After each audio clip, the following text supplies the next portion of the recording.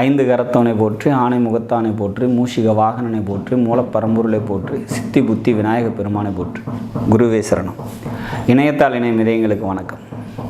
திருமண பொருத்தத்தில் நம்ம 10 பொருத்தங்கள் பார்த்து மற்ற விஷயங்கள்லாம், மற்ற கிரக பொருத்தங்கள்லாம் நல்லா இருக்கா அப்படின்னு பொருத்தங்கள்லாம் பார்த்து நம்ம ஒரு முடிவுக்கு வரும்போது,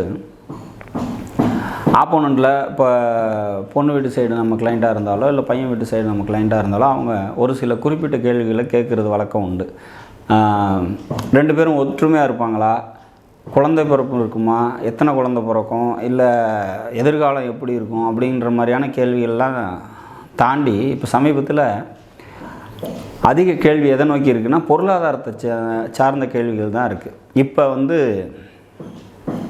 நாங்கள் பொண்ணு கொடுக்குறோம், மாப்பிள்ளை இப்போ ஒரு சாதாரண வருமானத்தில் தான் இருக்கார், எதிர்காலத்தில் நல்ல வருமானத்துக்கு வந்துடுவாரா, நல்லபடியாக பிழைப்பாரா, இல்லை ஃபினான்ஷியலில் பெரிய வருமானத்துக்கு வர முடியுமா, எதிர்காலம் எப்படி இருக்கும், இந்த வேலையில் தான் செஞ்சிட்ருக்கிறாரு, அவர் படித்த படிப்பு ஒன்றா இருக்குது, செஞ்சிட்ருக்க வேலை ஒன்றா இருக்குது, இந்த வேலையை தான் தொடர்ந்து செய்வாரா, இல்லை சொந்த தொழிலுக்கு மாறிடுவாரா, இந்த மாதிரி பொருளாதாரம் சம்மந்தப்பட்ட கேள்விகள் பார்த்திங்கனாக்கா நிறையா பெண் வீட்டு சைட்லேருந்து உண்டு. அப்போ அதை நம்ம ஜாதகத்தை வச்சு கண்டுபிடிக்க முடியுமா அப்படின்னா, அதாவது மாப்பிள்ளை சார்ட்டை வாங்கி பார்த்து நம்ம கண்டுபிடிக்க முடியுமா, அல்லது பொண்ணு சார்ட்டே அதை வச்சு நம்ம சொல்ல முடியுமா அப்படிங்கிறது மாதிரியான கேள்விகள்லாம் நமக்கு உண்டு. அப்போ திருமண பொருத்தத்தை பார்க்கும்போது இது முக்கியம் இல்லையா, பொருளாதாரம் எப்படி இருக்கும், இன்றைக்கி பொருளாதாரம் இல்லாமல் எதுவுமே இல்லைன்னு ஆகிப்போச்சு, பணம் ரொம்ப முக்கியம், எல்லா விஷயமும் பணத்தை சார்ந்து தான் இருக்குது அப்படிங்கிற மாதிரியான ஒரு விஷயம் ஒரு காலமாக இருக்குது.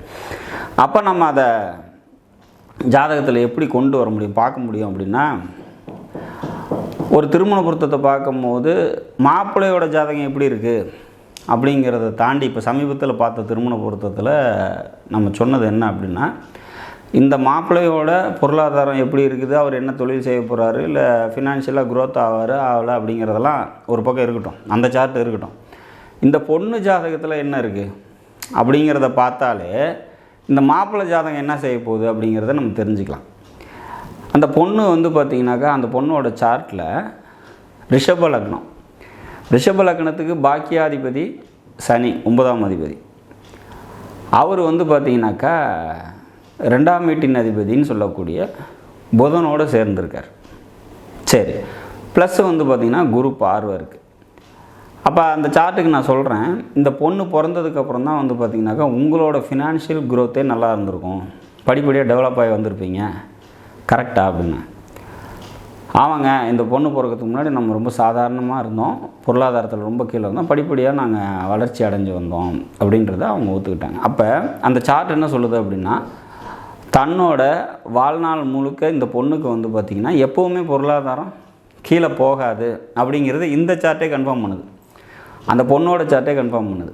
அப்போ அந்த கல்யாணம் பண்ணி கொடுக்குறோட சார்ட்டு எப்படி இருந்தாலும் சரி, இந்த பொண்ணுக்கு ஒரு பொருளாதார கீழே அப்படிங்கிற ஒரு நிலைமை ஏற்பட போகிறதில்ல அப்படிங்கிறத நம்ம இதை உறுதிப்படுத்திக்கலாம் அப்படிங்கிறது இந்த சார்ட்டை வச்சே பார்த்துக்கலாம்.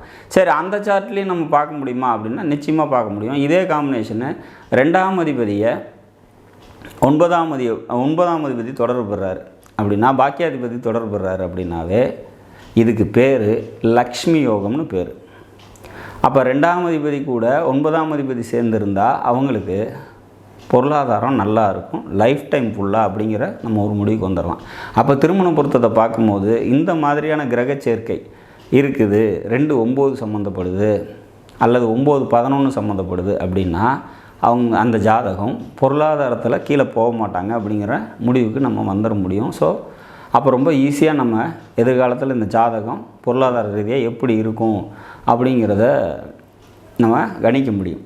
ஒரு சில கிரக இணைவுக்கு பார்த்திங்கனாக்கா பொருளாதாரத்தை கொடுக்கக்கூடிய சக்திகள் உண்டு. அந்த மாதிரி இணைவுகள் இருக்குதா சார்ட்டில் அப்படின்னு நம்ம பார்த்தோம். அட்லீஸ்ட் இந்த 2 ஜாதகத்தை சேர்க்கும் போதாவது அது ஏற்படுதா அப்படின்னு பார்த்தோம் அப்படின்னா கண்டிப்பாக பொருளாதாரத்தில் அவங்க எப்படி இருப்பாங்க அப்படிங்கிற ஒரு முடிவு வர முடியும். உதாரணமாக மேசராசியில் பெண்ணோட சுக்கிரன் இருக்குதுன்னு வச்சுக்கலாம், பரணி நட்சத்திரம் சொந்த நட்சத்திரத்தில் இருக்குதுன்னு வச்சுக்கலாம். அதே ராசியில் பையனோட குரு இருக்குதுன்னு வச்சுக்கலாம்.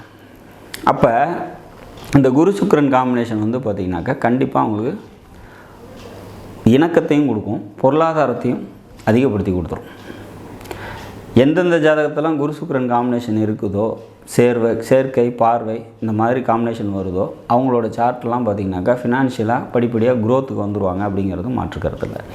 அதே மாதிரி சனி சுக்கிரன் காம்பினேஷன், சனியும் சுக்கிரனும் ஒரு ஜாதகத்தில் சேர்ந்துருக்குது அப்படின்னா அவங்க எவ்வளோ சாதாரண குடும்பத்தில் பிறந்திருந்தாலும் படிப்படியாக ஃபினான்ஷியலாக க்ரோத் ஆவாங்க அப்படிங்கிற மாதிரியான ஒரு அமைப்பு.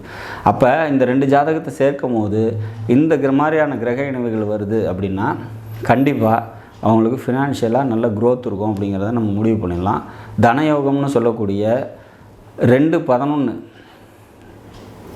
சேர்ந்துருக்குது, 2ஆம் அதிபதியும் 11ஆம் அதிபதியும் சேர்ந்துருந்தால் அவங்களுக்கு பொருளாதாரம் நல்லாயிருக்கும் அப்படிங்கிற முடிவுக்கு வரலாம். லக்ஷ்மி யோகம்னு சொல்லக்கூடிய 2ஆம் வீடான தனஸ்தானத்தை பாக்கியாதிபதி பார்வை, சேர்க்கை இந்த மாதிரி ஏதாவது அமைப்பு அவங்களுக்கு ஏற்படுது அப்படின்னா கண்டிப்பாக அவங்க ஃபினான்ஷியலாக நல்லா இருப்பாங்க அப்படிங்கிற ஒரு முடிவுக்கு நம்ம நிச்சயமாக வர முடியும் அப்படிங்கிறது மாதிரியான ஒரு விஷயம்.